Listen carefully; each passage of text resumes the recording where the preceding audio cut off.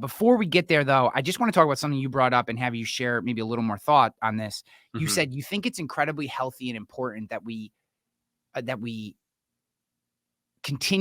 continually challenge our thought processes. Yeah. Maybe expand on that a little bit, because I agree with you, but I'm very interested in why you think that's so important and maybe how you do it. Yeah. So as humans, we have shortcuts, these heuristics. We call them heuristics, right? In the psychology world, like these shortcuts. In the financial space, we have these heuristics, these shortcuts, right? The rule of 72. How fast will it take my money to double? Right? These really kind of quick things, because we don't want to waste brain energy, right? We're lazy. Humans are lazy in general. We want to find the fastest way to do things. So there was a day and age where physically, we're talking about staying fit. You had to be physically fit to operate, to be able to operate in this world hundreds and hundreds of years ago. If you were overweight and out of shape, you didn't survive, right? But we're in a world today where our minds are, we make money with our minds these days, right? And we can get really lazy in our thinking processes. We get stuck in these ruts where we start to believe things that might not even be true. We start to believe half-truths. And if we're not critically thinking through things, we can shortchange decisions that we make. We make poor decisions. So that to say, I think it's really important that in the same way you go to the gym to work out your biceps. I don't do a lot of curls, actually. They're just natural. To work out your hamstrings, right? your lower back. I've seen you deadlifting. Right. In the same way you go to the gym to do that, I think we need to be doing the same thing with our minds. And if we just constantly read things that are in agreement with us, we're in our little echo chambers and we're never challenged and we never become sharp. Right. One of my favorite proverbs is, and most people have probably heard this, as iron sharpens iron, so one person should sharpen another. If you've ever seen the process of iron becoming sharper, it's a very dramatic, painful, I would imagine, right? Sparks experience. But that's how iron gets sharper. So all that to say is, if I want to become sharper in my thinking, it's really important for me to have conflict. When I say conflict, I don't mean like bad conflict per se. It's really important for me to be challenged in my thinking. So for example, let's say I'm pro-life. Okay. That I believe abortion's bad. It should be abolished. And I want to grow in what I believe. I want to be confronted with the best possible pro-choice argument out there. Like, I want to know, not the straw man argument, not like, oh, you're pro-choice, you don't believe, you think we should kill babies. Right? That's if you ever talk to someone who's pro-choice and really listened, that's not where they're coming from. Not all of them in particular. So like, I want to be challenged. Like, I want to know what your best argument for pro-choice is. I want to know what your best pick your topic du jour, right? It could be how you manage your business, right? I want to be challenged and I want to hear your best argument against what I'm doing. And what I find is that makes me, sometimes it moves me, right? Man, I've been holding on to this for too long. I need to let go of some things that aren't relevant or that are hurting me. And then sometimes it strengthens what I believe already. So if we don't take time to be challenged, then we'll never grow. So it's like, look, so let me leave you this one, give you this one more analogy. I love planting things in my garden. Okay. If you follow my Facebook, you see I'm planting things. I just planted an avocado. I'm really excited about it. Right. If you take a plant and you plant a plant from seed in a greenhouse, right, protected from the elements, no heat, no wind, that plant will grow. Okay. It'll grow nice. The second you expose it to elements, it's probably going to die. But if I take that same plant and I plant it outside, exposed to the elements, and it withstands hurricane winds and the heat and the cold, that thing is growing deeper roots and it's going to become a stronger plant. It's going to be a healthier plant. It's the same thing with our thinking. If I live in a very protected bubble, this is why you see this all the time. People who grow up in very restrictive households, maybe a particular faith. They're not exposed to different ways of thinking, and they go off to college, and they go buck ass wild because they've never had to deal with adversity. They've never had to deal with other ways of thinking, and then all of a sudden, like, oh my gosh, what is this? So anyway, all that to say, I think being challenged is not a bad thing at all. I think this is one of the most important concepts in our society today, and things that we need to talk about as a group, as a collective, as individuals thinking through our own lives. And I wrote a bunch of things down that you said, and I couldn't agree more with what you're saying. One clarifying question for you before I move into just a few other thoughts that I had. What is bad conflict? Because you said, we need to have conflict in our life. And then you did wouldn't be a preface because you said it afterwards, but you said, but not bad conflict. What constitutes, how do you delineate between good conflict and bad conflict? Yeah. Okay. So this is not thought out at all. So that's okay.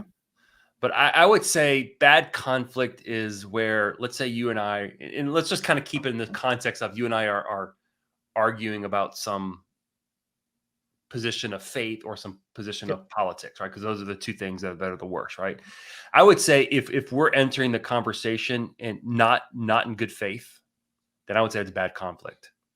And that's what you see online, right? You see people engaging in conversation or argument or engaging in arguments, and it's not in good faith.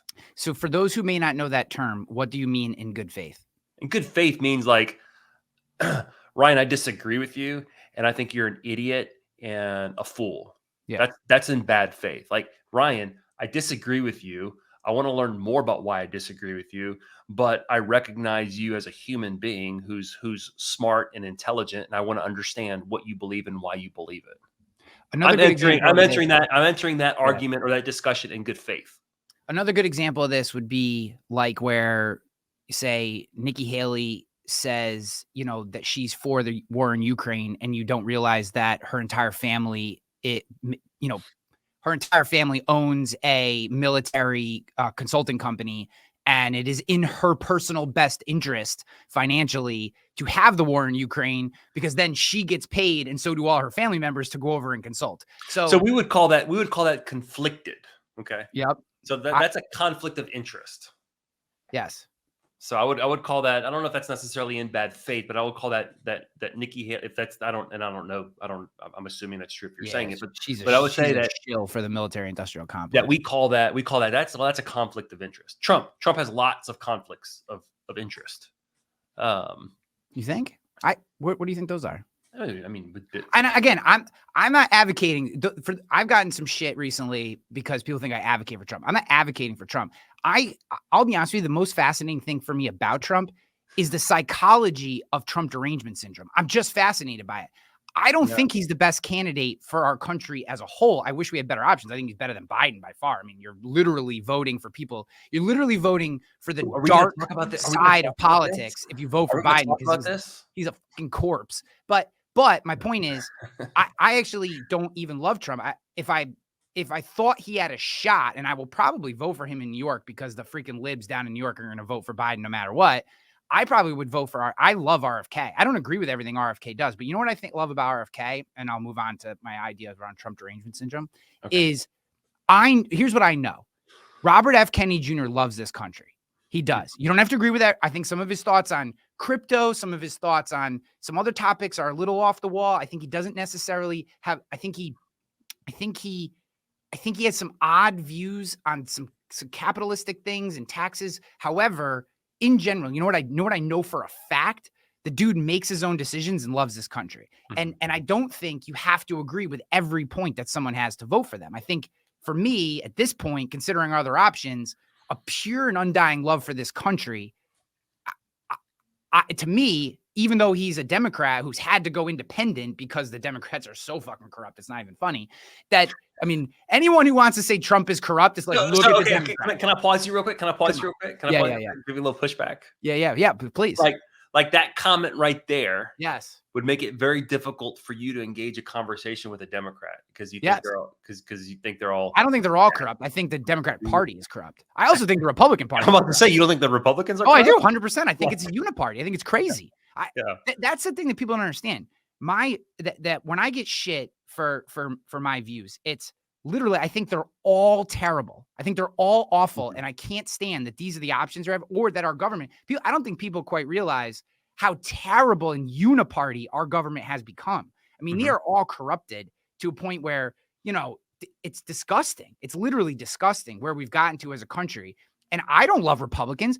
I was a registered Democrat my entire life until Obama's second term, when I feel like he completely flipped on what the reason I voted for him in 2008, which I did. I voted for Obama the first term. I felt during that first term, he did nothing except for the Affordable Care Act, which I think was a complete farce versus what he originally positioned it as. I no longer trusted him. And I hated that I had to vote Republican in the next election. I then was a registered independent until about a year ago, when I become so disgusted in the Republican, I became registered independent. Yeah, I'm still registered independent. I'm still today registered independent. I thought about registering as Republican, but then I did more research on them, became so disgusted with them that I'm like, I can't stand any of these people. And I don't know what to do about it. Here's one thing, I promise I'll shut up on this thing. No, it's fine. This is good. So I am of an opinion, though, and I'm really interested in your take on this. So I am open about my political beliefs. I'm open about it. I don't care if people don't like it. That's fine. You don't have to like my views. You don't have to agree with my views. I can still like other people. And I have plenty of friends who have these liberal beliefs that I think are fucking bananas. What I do believe, though, is I believe that they believe they have those views for the right reason. And that's what I've said. I'm completely cool.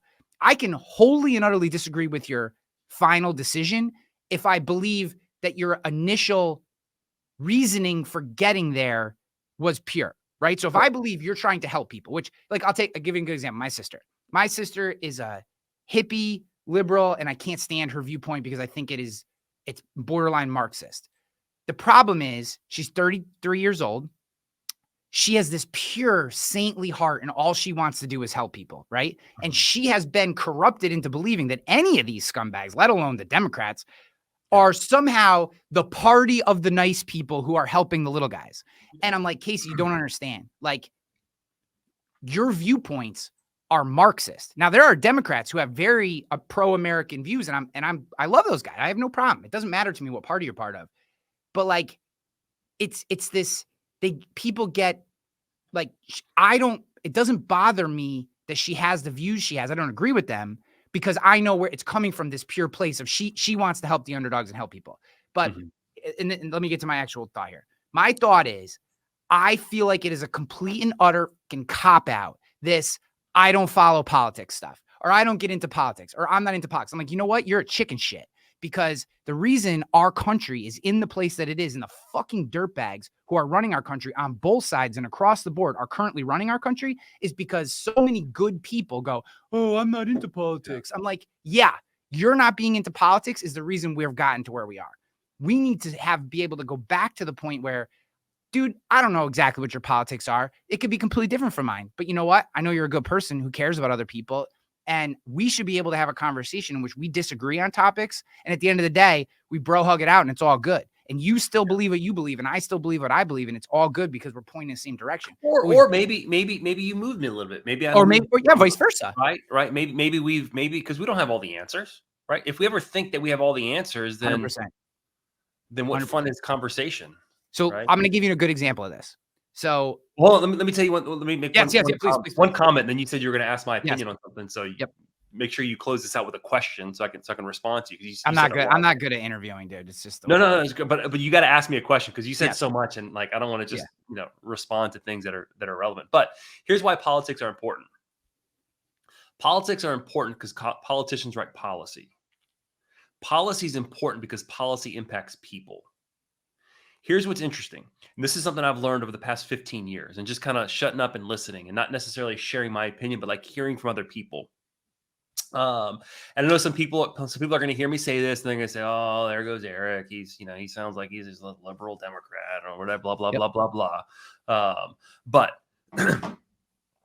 what government does impacts you and I a lot less than it impacts people who are more marginalized, right? The Affordable Care Act, right? Okay, if you go past universal health care, okay, big deal. My insurance goes up a little bit, but my business partner who has an uninsurable condition all of a sudden got insurance. Yep. Not only did he get insurance, last year he just had a double lung implant surgery, which would have been impossible if it wasn't for the Affordable Care Act. How many other people who are poor, who don't have access to healthcare, were impacted positive? Is it perfect? No, I'm not advocating for for that.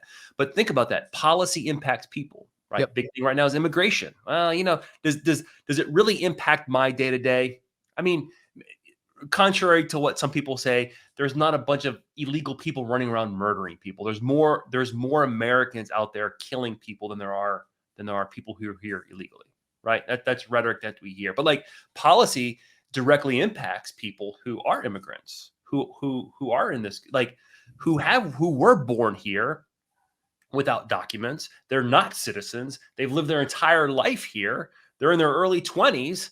And every day they're worried about, oh my God, a policy is going to be written that's going to send me back to a country that, like, sure, that's where my parents were from, but like, I don't know that country. I've been in this country. Policy is important because it impacts people.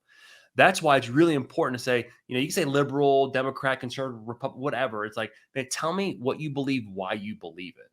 Yes. And when you hear the compelling reason, okay, so my parents are Cuban. They came to this country. If you know any Cubans who came here in their 60s or even in the 80s, they're all going to be like hardcore, for the most part, Republican.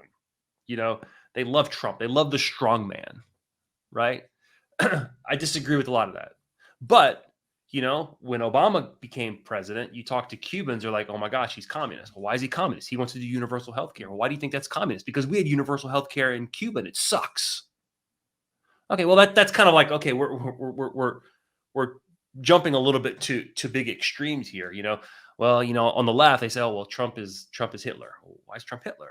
Right? Because some of the things he says, okay, maybe we're taking a few steps here. I don't know, but like, let's stop and let's listen to it. Like, why do you think that?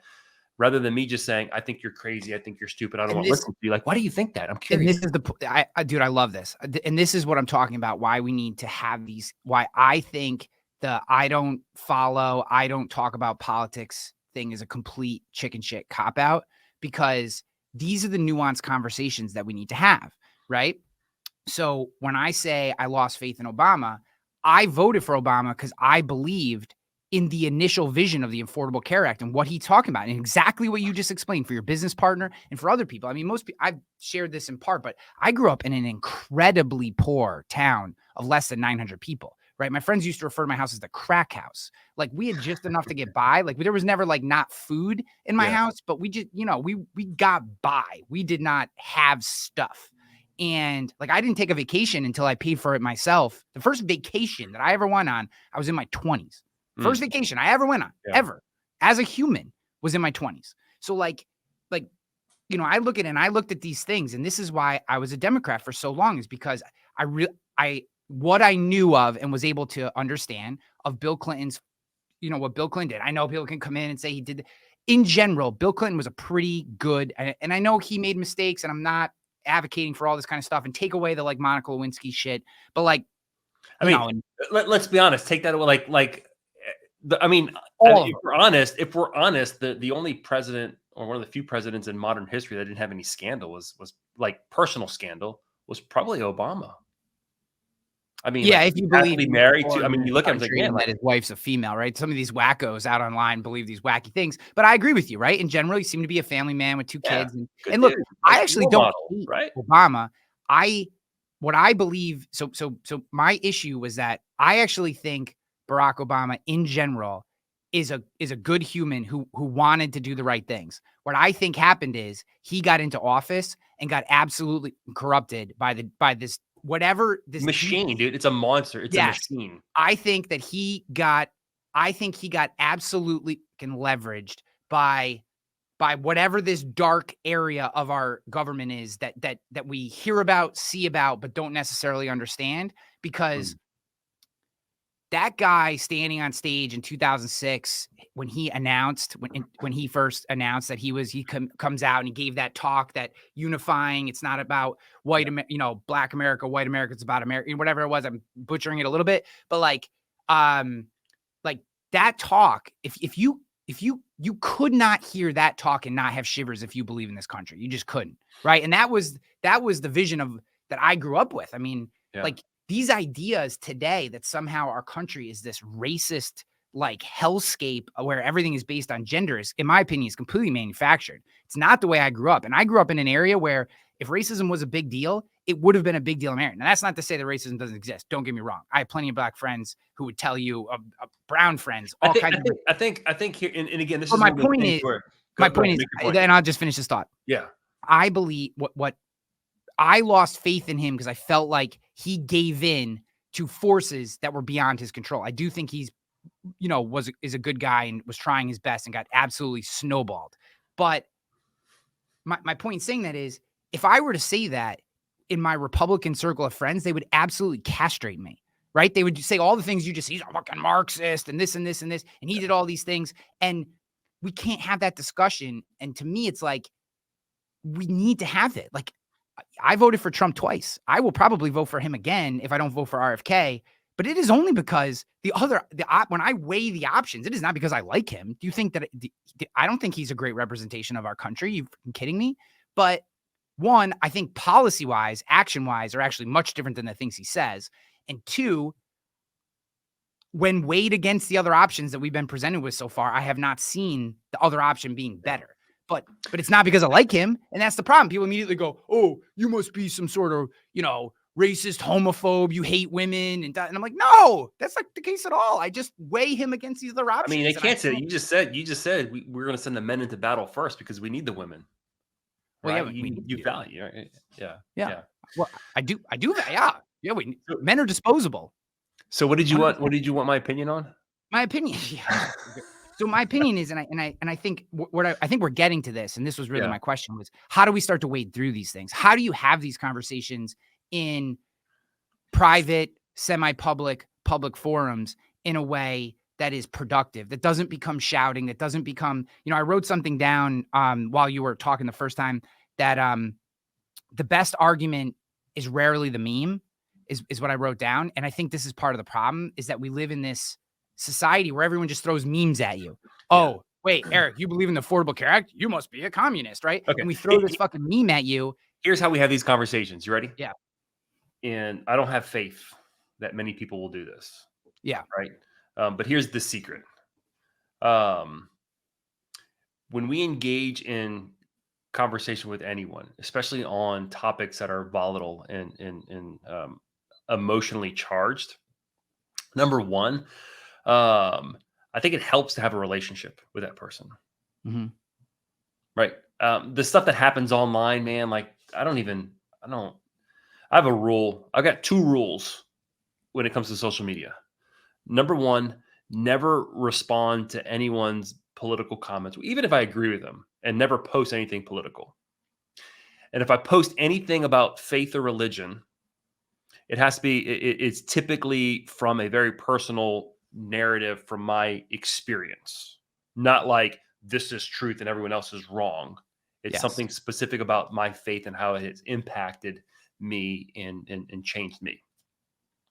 Because the social media is not the platform to do it, because we're avatars on social media. It's easy for us to say, I can say something really harsh to you on social media that I would never tell you if I was staring you in the eye. 100%.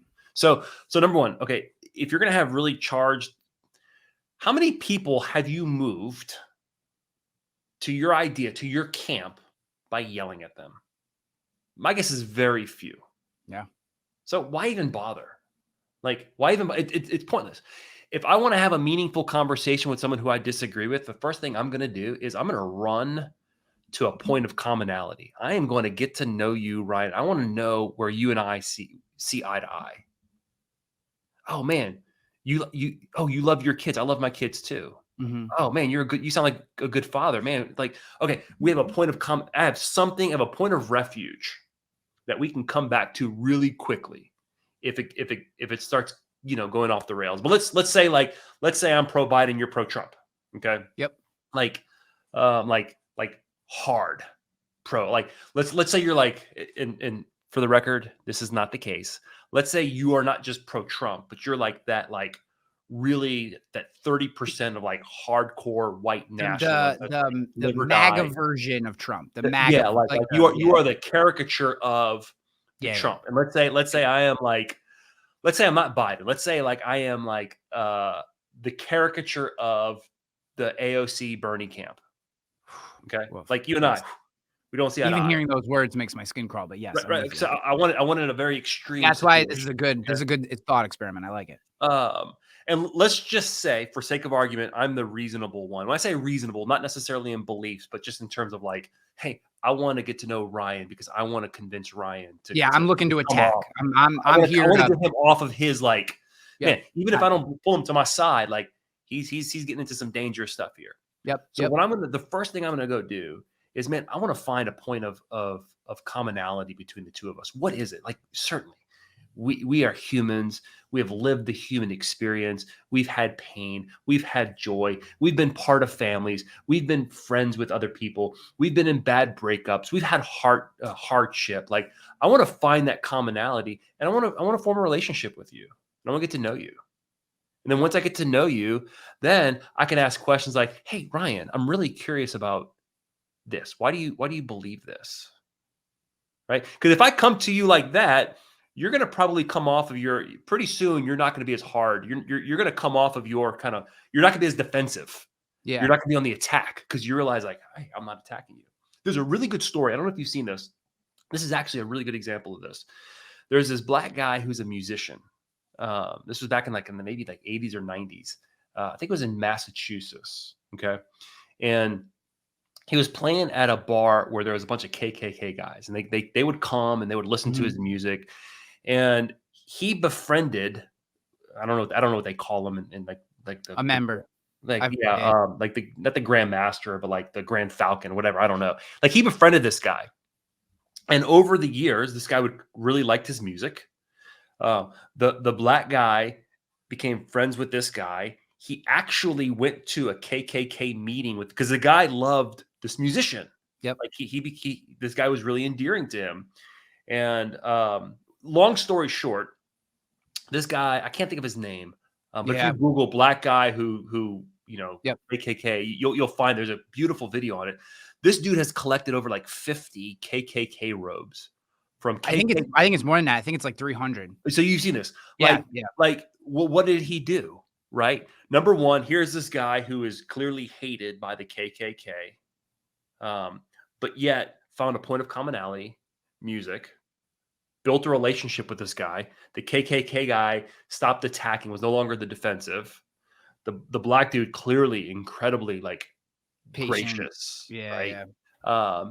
And in the end, he has changed the hearts of a lot of people. Yeah. Now, it probably came at a cost to him. Like, and then that's grueling. I would imagine that it's very difficult and patient work. But man, that's what I'm talking about. Yeah. Right. He was in his full. No one would have thought he was crazy to walk away and not do that. We think he's crazy for what he did. But then what a beautiful story. So, there's this quote that I will eventually have tattooed on my body at some point, and the end part of it is grace upon grace. The full is from his fullness we have all received grace upon grace. And I think about this quote a lot in my life because I obviously have the ability to be bombastic, and I talk in hyperbole because I think it's fun and funny. But I also know, and I think for those who have had real conversations with me, not kind of some of my more chaotic podcast conversations, which I just find fun.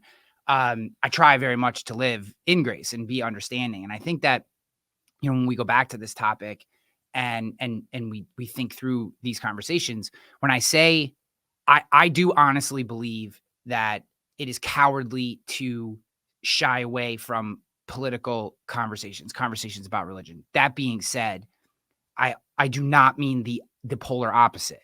I do not mean we rush into these conversations and throw our views onto other people. The thing, I'll tell you, the number one thing that I struggle with Christianity the most are Christians who take their, this is obviously not what you do, but Christians who throw their belief on other people, right? Like, it's like, and you brought up abortion. I'm not going to go into that topic per se, but that is a topic that oftentimes at its extremes is fueled by a religious belief, one way or the other. And my point that I always bring up in that conversation is I don't have the answer. I'm not smart enough. I haven't done enough research, and I struggle with it on both sides. And I actually talk to my mom about it a lot because she's a really hardcore Christian. But my point in saying that is, like, we have to, I shouldn't say we have to. My hope is that in all conversations, be they silly conversations about the insurance industry, religious conversations, political conversations, etc., is that we divorce ourselves from telling others how to live, that we live exactly the way we want to live, and that we be willing to share why we've decided to live that way, but we do not pontificate onto others why they should live the way we've chosen to live. I think that explaining to other people, and dude, this goes for silly shit. Like, I got lit up pretty good the other day talking about inbound marketing in the insurance industry. People get worked up about that, right? Like I should have used that as an example. Bro. Inbound versus outbound. Bro, right? I'm not even kidding. This might be worse than if I had like brought up Trump or that like God is real and everyone who doesn't believe him is an asshole. You know what I mean? Like you would think that me saying, this is what I said, and I'll tell you, and this is why it goes back to having grace for people, right? So I posted this little video, and my take on this particular topic was that when someone raises their hand and calls our business, we should solve their problem and round out accounts later. That was my take. Bro, you would have thought that I was questioning for the record, Holy Trinity. For the record, Ryan, for the record, I listened to that episode, and I agree 100% with you. I agree. Solve people's. So this kind of goes back to this kind of what we're talking about, right? Like in financial planning, when people hire me as their financial planner, if I come to them and say, okay, Ryan, I'm your financial planner now, we're going to do estate planning, tax plan, all this stuff. They're like, no, dude, like I just need you to help me figure out X, Y, and Z first. It's like triage. I call it financial triage. Like, what is the problem? Let me solve. Okay. So you're hungry, right? So you're talking about, let's, cause I want to, three points I want to make about the verse that you referenced. Great small grace, the quote that you referenced. But it's like, if I want to share a message with you, let's say I'm a Christian and I want to share a message with you, and you're like hungry, and I come to you and you're like, hey dude, do you have food for me? I said, no, but I got this really good message for you. Like the message is good. I think it's a good message. Right. But like, you're hungry. like, dude, like feed me. Like, no, I got this good message for you. Like, let me feed you. Let me satisfy your need. Let me get to know your name, right? Let me get to know what's important for you. Then let me share my message with you. But like, there's something to be said about like solve the problem. Yeah, solve the problem first. Now you can say, well, the problem is Ryan doesn't believe in Jesus and he needs to believe. I get it. But like that, the problem, we've come to this. We forget that we're supposed to live in community with each other. We're supposed to live in relationship. Like the world isn't these one-off interactions. Like, I get to know you. I live in community with you. You see me live. I see you live. Let's say I'm living. Let's say I got my life right and you're struggling. And sure, I'm there like, Ryan, you're making bad decisions. You're making bad decisions. One day you're going to come to me and say, Eric, I need your advice on something, right? Because we've been living in relationship. Okay.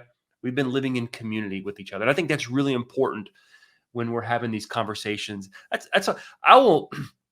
have no problem talking politics and religion. Number one, when people say don't talk politics and religion, I say, well, how am I supposed to really know you? Yeah. Right.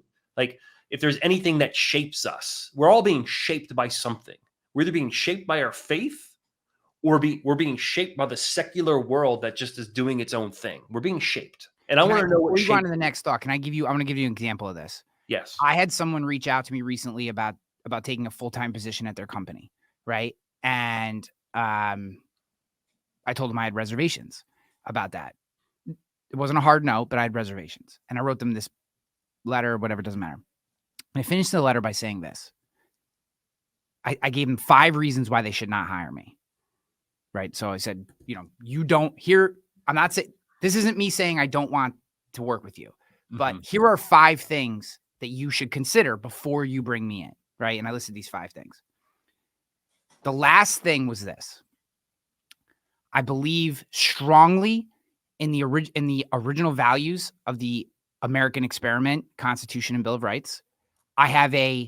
I skew towards a conservative mindset, and every decision I make is passed through a filter of Judeo-Christian values. If those things offend you, then we need to have a conversation about that. And my point was not to get political. It was not to get religious. But I wanted to be very clear that these are the filters that I use, right? These are the filters that I use to make my decisions. For better or for worse, the heuristics that allow me to operate my life, these are what they are. Have you ever had a podcast before where heuristics was used twice? No, but I love that word. And it, I think, to your point, and then I get back to what you're saying. It was, you were saying, and I was like, oh my God, I literally just did this. It was like, I put that in there, and I've never done that before, but I've gotten to a point in my life where it was like, I just wanted to be upfront. Like, this is what you're getting. If you bring me in, if you really want me, if this is what you really want, like, this is who you're getting. Like, don't have me come in and be like, we can't believe you're this thing. I'm like, this is what I am. Like, so even in your statement, these are my filters. If you tell me that, I'm not going to push back, but my follow-up question would be, okay, what do you mean by conservative? Because I don't even know what that means anymore. Yep. And second, tell me more about the values, the Judeo-Christian values that you use as a filter, because human history is littered with people who have picked in. I'm not saying this is you, but we pick and choose which values we want. And again, the reason I use the word filter and not as rules, right? Because one, I'm a highly imperfect person. And even if I would love to live in perfect harmony with some of these ideas, I don't always, because I'm not perfect. And that's the journey we're on, right? We're sojourners, right? Exactly. And another reason I use filters, and I use filters a lot, and I think in terms of filters, is because filters can be changed, right? I can change out a filter fairly easily from my life. If something's not working for me, let's say a staunch, pure capitalistic filter that's normally associated with conservative viewpoints has been my life. I don't believe in that. I actually think that we need to have baseline social services and financial safety nets, right? Which would be off of a standard conservative Republican viewpoint, which is why I'm not a Republican. Is while I think, unfortunately, some of those programs get corrupted, I very much believe that they're important, and social safety nets are important to the longevity and sustainability of our society. So, like, they're filters. They're not hard and fast rules. They're filters. I want to make my 3 points because they're really good 3 points. But before hit me with your 3 points. No. Before I make those 3 points, I want to say one thing. Okay. Yes. So this is when you think of capitalism, who are some of the fathers of capitalism that you think about? Well, Hamilton is obviously the original, but I don't know more than, some baseline reading about his viewpoints. I think of, the really hardcore guys are the robber barons, the railroad guys. Before that. You think even before that? Adam Smith, right? Adam Smith. Yeah. Wealth of Nations. Yeah. If you go all the way back. Yep. So Adam Smith has an interesting story if you follow his life. He grew up on the coast watching the market. So he watched the marketplace. So it's really interesting to hear his thoughts. Adam Smith has another book we never hear about called The Theory of Moral Sentiments. Now, I've looked at it, and it is a book that I probably would never read because it is very, very difficult. The language is very, very difficult. But if you go listen to some summaries on it, it's exactly what you said. We hold Adam Smith as like the father of capitalism, right? But he held some beliefs that people would say, "Whoa, that is not capitalistic. That is not a capitalist." So anyway, all right. You talked about same with just one more on gamble of that is Machiavelli. Almost I everyone. wrote my 3 points down so I won't forget them. Yes. So everyone, you hear people reference Machiavelli all the time. If you actually read The Prince 1 and then read some of his other writings and things that he's done, his quotes, ideas, and concepts are so commonly misconstrued. It is, and often, and never put in context into what he was actually talking about, right? It's this like kill or be killed mentality, which he was framing only in scenarios in which those types of actions were necessary to be successful. All he was doing was saying, in the real world, sometimes you have to go to war. And if you're going to go to war, here's some ways to actually win wars, etc. And people reference him as like this, whatever. So I think it's very interesting. And again, this goes back to the best argument is often not the meme, is that we create these mnemonics for ideas or for individuals or for what they stand for. And they are very rarely the full context version of what someone actually believed or what they were trying to say. Boom. Context. If you're reading anything, so one of my goals this year is to read more dead people. Ooh, so I love that. Yeah. So like people who are no longer here, but their ideas have. What would be 1 or 2 that are on your list? I'm always trying to read a little bit more of Jesus. That's always interesting to me. Yeah. Let's see who else. Oh my gosh. I recently read a biography on Justin the Martyr. He was like an early, like 200, 300 philosopher. So you would actually really like him because he dabbled in Stoicism. He dabbled in Pythagorean, the guy Pythagorean. Like there was like these math cults, and he dabbled in all these and ended up on Christianity. But he's fascinating. Yeah. Well, Jesus was a Stoic. No, not totally. Not totally. I mean, no. Dude, if you read it, he grew up in Rome. My conjecture, at the same is that, dude, he obviously he is the son of God. First of all, the Stoics don't typical Stoic philosophy. 100%. I'm not saying he was a Stoic. I'm saying I shouldn't say that. I shouldn't have said he is. But that's like saying Jesus was Buddhist because some of his but Stoicism was one of the prevailing philosophical concepts at the time in which he lived. So yeah, I mean, because Stoicism had a really, really high moral standard. Yes. So that's why, like Stoics were super moral. They tended to be in some cases very they tended to be aesthetics where they would like not participate and they didn't overdrink. I mean, they were very moralistic and ethical. So yeah, there's tons of overlap and commonality. I didn't mean to blaspheme there. I know I was blaspheming. No, that's not blaspheme. That's not. In fact, there's a part in Acts where Paul's in Acts in chapter 17 where it says that he was in the synagogues reasoning with the teachers, so the rabbis and whatnot. And then he was in the next verse, he's talking to the poets and the Stoics. And the next verse, he's like in the marketplace talking to the common people. And this is really interesting. So point of commonality. So here's Paul, who's spreading this message. He's in this very cosmopolitan town. He's in the marketplace, and it says there's statues to all these gods in the marketplace. And there's one statue to the unknown God. This is what Paul says. He says, wow, y'all have all these gods. That's amazing, right? Like, congratulations. You're clearly a very faithful people. And you even have a statue to an unknown God. Let me tell you about this unknown God. His name is Jesus. So like he comes in, found this point of commonality, and then shared his message. Really cool. All right. Hit me with 3 points. We're way over time. So context. So everything has to be read in context. Okay, let me back up. All right. So you said something about Christians and they just kind of share this message and they just kind of throw it kind of like hardcore, right? Well, I didn't mean all. I mean, no. Yeah. No, I'm not getting defensive here. I just to be clear for the audience, I know you're not. And you talked about your tattoo that you wanted to get grace upon grace. Yes. Yep. All right. So we're told that Jesus was full of grace and truth. Grace and truth. I think what happens is, and you can take this outside of Christianity, sometimes we're just full of truth. Right? Like I'm just going to come with you at heart. Like I'm going to point out everything that I see in your life that is like untrue or wrong. And we're like no grace. And then sometimes we come in just full of grace. Like, oh, Ryan, I love you. Yeah, you made a bad decision, but it's okay. It's okay. At some point, I need to introduce truth. So it's grace and truth. It's both. It's not just one or the other. All right. So I was thinking about that when you said grace upon grace. The second point I wanted to make about truth was you've heard of the fruits of the Spirit, right? Mm-hmm. Our kids learn how to sing it. And Paul talks about it. Do you know what? I think there's like seven fruits of the Spirit.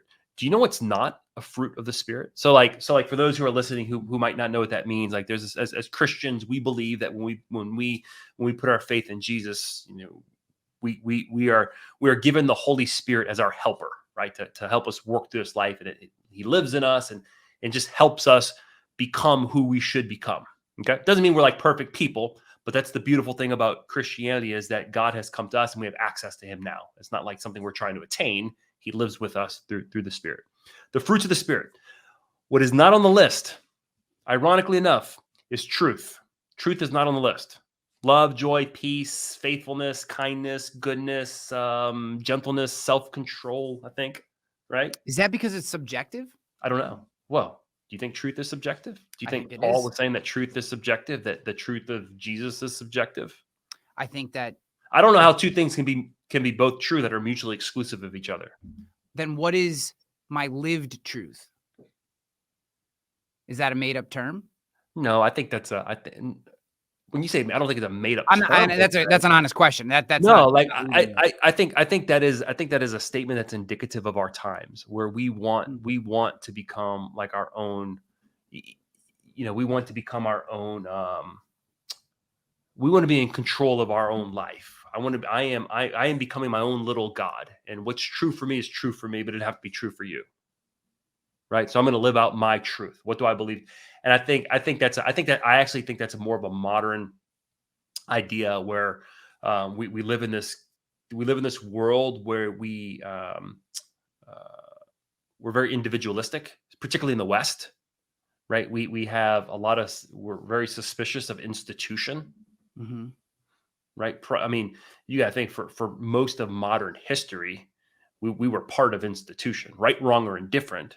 But now we live in a world where we can do what we want, how we want, when we want. So we're going to live out our truth. Which I believe isn't actually true, because I think I can't help but have a thought on this. I honestly believe the reason that a large contributing factor to the rise in depression is the fact that we have moved away from institutions. And again, we would have to categorize and contextualize institutions, because I think they get convoluted from the original meaning and the meaning that we use today. Because people will say, like, you know, the FBI is an institution. That's not what we're talking about, I think, in the context of what we're speaking about here. But and I think that this lack of sense of community, as we've grown so distrustful of institutions, is a large contributor to the depression that we feel today. And then we justify our depression through this idea of lived truth or made up terms and ideology. And then we start to create false gods around things like, you know, on the right, it might be MAGAism, and on the left, it might be wokeism, as it's people facing the same problems, trying to, you know, find this meaning in their life that used to come from. So what are you pushing back on? I didn't hear you push back on anything I said. No, I wasn't pushing back. And I was sharing. Okay. I had to share that thought in my head, because I agree with you wholeheartly, I guess is what I'm saying. Here's what I would say. Here's what I say. We're getting into philosophy, and we can go on for 17 more hours. And that's okay. Sorry. My like calendar is cleared, because I knew I was going to be talking to you. So I have a problem when someone says what's true. Like certainly there's things that are not mutually, that there's things that we have to hold in tension. Right. Yeah. And perspective, I think. Right. And it's really hard. Like, okay, Ryan says this, I disagree with him. Is he wrong? Am I right? I don't know. Both things, we could both possibly be right, or we just have to hold it in tension. But if I say that Jesus is the Son of God, and you say, no, he was just a prophet, like, those two things are mutually exclusive of each other. I'm wrong or you're right. So if you say, well, I'm going to live out my truth believing that Jesus was just a prophet, and I say, well, I'm going to live out my truth believing that Jesus was the Son of God, those things are mutually exclusive of each other. We live in a secular country, and we live in relationship with people who hold these two things and we can live in harmony with each other. But I mean, I would say where you're wrong and I'm right, or I'm right and you're wrong. I mean, that's just the way it is. Yeah. So that's why I talk about like live out my truth. Like I don't want to know what you mean by that. Tell me what do you mean by that, right? I What don't is mean your- anything by it. yeah. I think it's ridiculous. And I get it. No, I figure get out. it. And there's sometimes there's something really beautiful about that. But like my truth for me is I like to travel a lot. Okay, I'm gonna live out my truth. You know, my truth for me is I think it's okay to steal if I really need something. Ooh, wait a minute. Whoa, time out. No, you can't do that. Right. So like, or is it? Is it okay to steal? What if they're really hungry? Right. So like, ooh, now we start getting some really interesting ethical debates here, which so my truth, your truth. I think it's important to have these conversations. Again, we're all being shaped by something. If you say I'm going to live out my truth, what are you being shaped by? Like, I don't want to be shaped by my own emotions, Ryan. Emotions are terrible masters. Terrible. And oftentimes when we say I want to live out my truth, it's now if you say that, look, if someone here listening says that, I'm not saying you're a bad person, but I'm saying is stop and think, what does that mean to live out my truth? Is it I want to do what I want to do, how I want to do it? Like I am mastered by my emotions. Have you read The Untethered Soul? Is that Michael Singer? No, not Michael Singer. Michael, hold on. No, that's not right. I'm Untethered Soul. Come on, computer. Untethered. So as you look that up. Yeah, Michael Singer. Yeah, Untethered Soul. Yeah. So he I think he does a very good job of removing the argument that he makes. He does weave in some Judeo-Christian stuff. He does weave in some Buddhist stuff, but it's not the point of the book, and never does he lay on either one.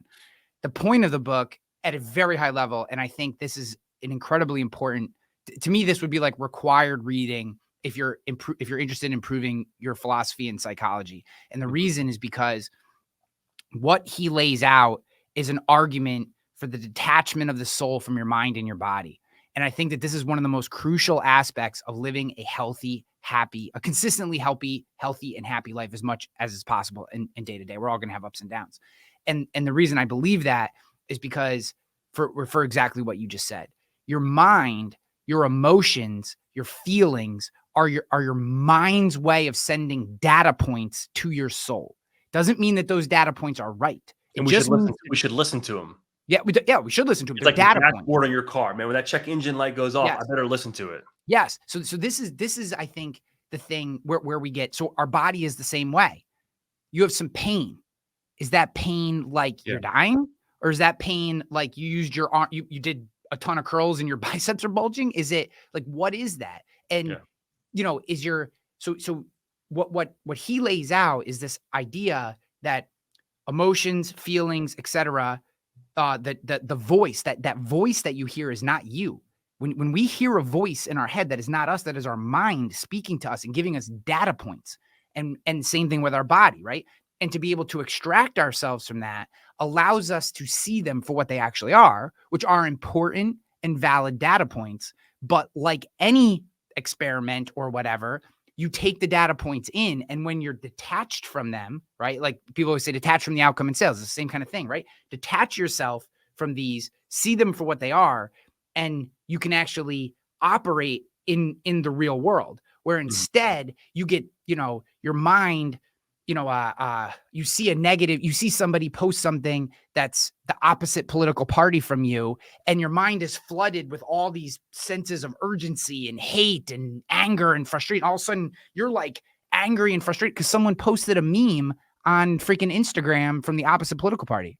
And you're like, in here, assuming let's just kind of play along here. Let's say you would say that you are a Christian. Yep. And you're getting that angry. And as Christians, right, we're called to put on the mind of Christ, to become like Christ. That's the journey that we're on is how do I become more like Jesus? How was Jesus? Jesus was kind, but he was also strong. I mean, Jesus was revolutionary. Like if you read it in context, Jesus said some things that were like really jarring to the culture at large, right? So here Jesus is about to be crucified on the cross, right? We're in Lent. We're about to have Easter. By the time maybe this publishes, we'll be in Easter. And one of the things that, and I think about this anytime I'm in conversation with someone who wants to hurt me or I disagree with, right? Jesus's words as he is being spit on and beaten on his way to be crucified. He says, Father, forgive them for they know not what they do. Jeez, Pete, could you imagine that? Here Jesus is saying, man, God, forgive these guys. Father, forgive these guys. Like, they don't know what they're doing. They're beating me. Like, they are just acting out of pure ignorance. Forgive them. Wow. So here is some dude posts some meme online that pisses me off, and I'm going to get all angry. Man, Yep. God, man, bless his heart. God, forgive that guy. Ryan doesn't know what he's talking about. Yeah. Poor Ryan. Right? Or just let it go by. Like, we're all being shaped by something. Yep. Right. What are we being shaped by? Right. So again, to go back to the second point, truth, I'm not saying truth isn't important. Right. We know truth is important. All I'm saying is the fruit of the Spirit are words that the right might label liberals. Like, oh, look at that liberal. He's so kind and gentle and self-control, patient, right? Like no, this is how our lives should bear this fruit. I should be patient. I should exhibit self-control. I should exhibit kindness and goodness. What does kindness look like? You know, kindness is elevating you, taking care of you, not hurting you, right? But that doesn't happen in our culture. So, kind of go back to your original question of like, how do we have these conversations? Well, man, if I'm gentle with people, if I'm kind with people, if I'm self-controlled, right? I'm feeling angry right now. My emotions are my emotions are high right now. Let me exhibit self-control. Let me take a deep breath. You know, let me spend a couple minutes contemplating my day or meditating over my day. What were those times of high emotion and low emotion? What happened? Okay. Oh, this happened. It really pissed me off. How can I change that? Oh, did I hurt someone that I didn't mean to because of my emotions? Let me go back and seek out Ryan's forgiveness. Even if I disagree with him, man, you want to talk about being able to have conversation with someone you disagree with? Go to them humbly and say, you know, Ryan, we were talking and I know we don't disagree. We'll probably never agree, but the way I talked to you was demeaning and demoralizing. And I just totally robbed you of all your dignity. And I'm sorry. Do you forgive me? Yeah. Whoa. Like, you want to talk about having now the opportunity to share what you believe with someone, hopefully, you know? Wow. That's big. So I want to wrap up because for a couple different reasons, but I want to leave you with this and just have you react. I went and saw Jordan Peterson's newest tour, We Who Wrestle with God. It's fucking phenomenal. Absolutely highly recommend it. You know, what brought me back to, I've always been a Christian, but I probably stepped away from the faith in a practicing stance for a lot of my 20s, just, you know, our own journeys and things happen. And Jordan Peterson's very much the individual who brought me back. He has a series on Genesis. It's 18 episodes, 2 hours long a piece, where he breaks down Genesis in his podcast. It's from like 2017, 2018. It's absolutely phenomenal. And it brought me back to God, essentially, you know, in a practicing way. Not that I feel like I ever lost it, you know, but it brought me back to practicing. Okay. Yeah. So I went and saw Jordan Peterson live, his new tour, We Who Wrestle for God. Took my girlfriend. We sat front row, got to meet him, shake his hand. Oh, wow. It was I amazing. think I saw you post pictures. Yeah, it was amazing. But my what I wanted to say to you is, not to the God part, to I believe that Jordan Peterson is one of the best at working through, I'm going to say an argument, but I don't mean it in the conflicting way. I mean it in developing a thought process in our brain. Yeah. And he uses a two-step process that he has never described, but it's how I've broken down his process. Because what I love about Jordan Peterson the most is not actually his conclusions, it's how he gets there. And he basically uses, there are other aspects, there are other pieces in here, but I don't want to get too convoluted. He uses the Socratic method followed by a steel man technique. So what he does is he will create an argument. God exists, right? Okay. And then he'll work through the Socratic method. Yeah. If this, then what? If this, then what? If this, then what? If this, then what? To the point where he gets to a conclusion on that argument. Then, before he pins that argument on the wall is what he believes to be truth, he will then steel man the other side of the argument all the way down through the Socratic method. Okay. if this, then that, if this, then that, and then he puts those two things next to each other. And by the time you get there, if you can't steel man the other side of the argument, then you don't truly believe in what you believe is his thought process. And we have to think about that for a second. Could you define, I know what you mean by steel. This is kind of what we were talking about. Yeah. The entire conversation, right? The most best argument is typically not the mean. Can you define steel man? So let's say that you brought up the fact that you think the Affordable Care Act is a good thing. If I was going to straw man your argument, I'd be like, that's because you're a fucking Marxist, right? Yeah. That's straw manning your argument. That's taking the lowest combinator version, a huge logic leap, and applying something wholly negative and universal to the top of it that isn't actually what you believe. Steel manning your argument would be, Eric is a kind Christian who believes in people and understands that not everyone comes from the same economic or emotional situation or societal situation that I do, and that there are certain circumstances in which having a backstop around healthcare are incredibly important, and that while he may believe that it's not the perfect solution, it is the best solution that we currently have to make sure as a society we're taking care of our people, right? That would be steel manning Eric's argument. Best possible argument for that. Yes. Okay, so straw manning is you're a Marxist bastard, and steel manning is you're a kind, caring person who, while you may believe there are flaws in this system, believe it's the best option that we have. And if you can't steel man, everyone can straw man an argument. But if you can't steel man your opponent's argument, you don't actually understand it, and 100%. You cannot stand your argument is less valuable. So what I have started to trying to do in all things, and this even goes back to the trivial inbound versus outbound in the insurance industry conversation is, and it's why I brought Charles Speck on the podcast and did that argument with him, was because I wanted to be able to say, I wanted to be able to steel man the other side of inbound for people so that they understood why I believed in inbound so much and show the other case. And I think that if we do this in your words, which I think are perfect good faith, we can have deep, rich, meaningful conversations about about high energy topics such as politics and religion and other things. But we have to be able to understand where the other person is coming from. Yeah. So So you started talking about Jordan Peterson. You talked about his. I'm keeping you on tabs here, man. Yeah. You talked about his Socratic method for working through an argument. You wanted me to react to something. What do you want me to react to? Because I want to react. I just don't know what you want me to react to. I hate that you hold me to that because I'm so bad at finishing with questions. No. Like, well, no. I guess my thought process is. I guess my question is. I don't know that I have a question there. Maybe you need to react. What do I think about Jordan Peterson? Yeah. Where do you? Is that the question? I guess. Yeah. Sometimes when you said something that just hit me so strongly in terms of my agreement with what you said, and I couldn't help but share his process because I feel like he's one of those guys that gets strawmanned a lot. And when you really dig into his work, I think he's one of the most important thinkers of our time. I think he is. I think a guy like Jordan Peterson, I don't know. I'll be in full disclosure. I don't know a ton about Jordan Peterson. Okay. Yeah. But when you deal with guys who are philosophers, and he's a psychologist. Yeah. So like clinical psychologist by trade. He's a clinical psychologist by trade, and he's a philosopher. He's a modern day philosopher. Yep. And I think it's really, really important with philosophers, you really have to read like a body of their work to understand them. And you can't read a philosopher at a point in time in their life because they're not always moving, but they're always moving. Yes. Right. Their arguments are changing. They're becoming more sophisticated in how they understand things. The way they present things are different.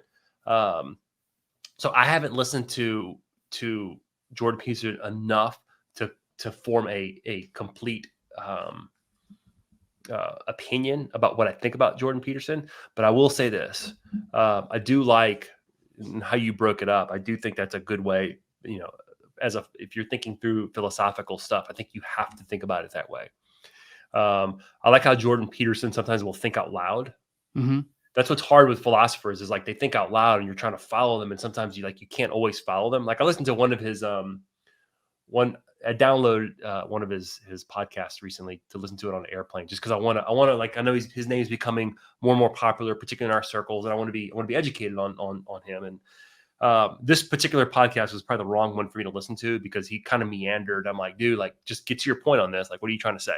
Yeah. But I think wrestling with stuff is important. So I love the fact that you said Jordan Peterson brought you back to your faith, or he helped strengthen your faith, because I think whenever we're wrestling with a truth, it's really important. What I would say, and I've heard some people I think with humans, we got to be really, really careful how we elevate certain people, because as Christians, the goal is not to become like Jordan Peterson. It's to become like Jesus. Yes.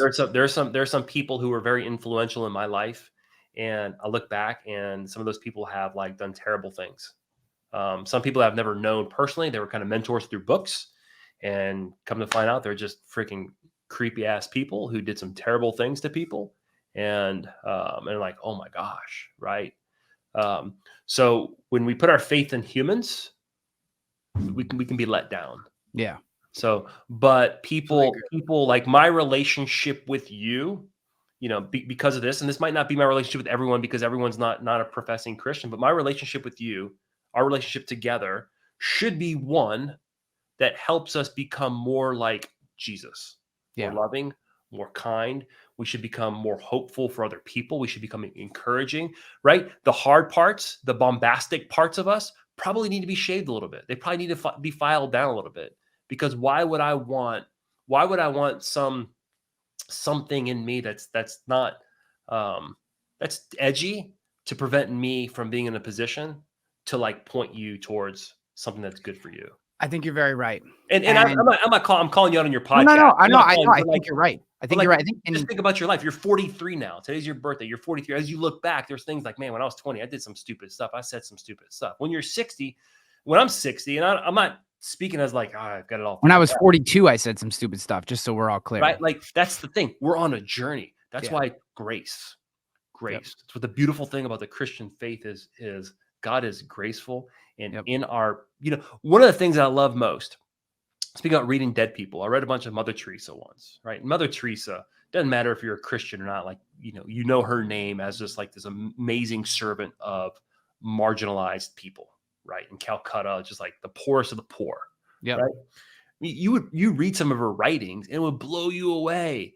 Like, talking about like, the closer I get to God, the more I realize I'm a sinner, right? Who in their right mind who would look at Mother Teresa and say, God, she's a sinner? She would, right? Crazy, right? The more I learn about God, the more I realize I don't know him. This is Mother Teresa, right? So like, we're on this journey that should never run. That should never. Paul even talks about, I'm running the race. I'm running this race, and I hope to finish. I completely agree, dude. And I got to wrap up. I think that I could go for, like you said, I could go for another 3 hours. I love this stuff. I think that every time, and I'm going to say this, and I mean this with all sincerity, every time you and I have a conversation, I feel like I come away with it having questioned in the most positive way, in the absolute most positive way, questioned things that I do that I want to continue to improve, that I haven't put enough effort into.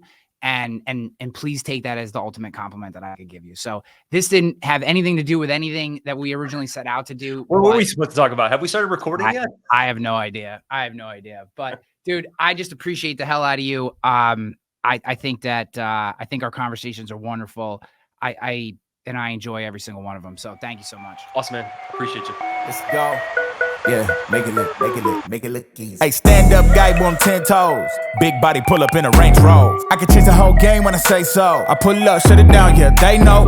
Running this game ain't a thing for me. I never switched up, no change in me. The only thing changing is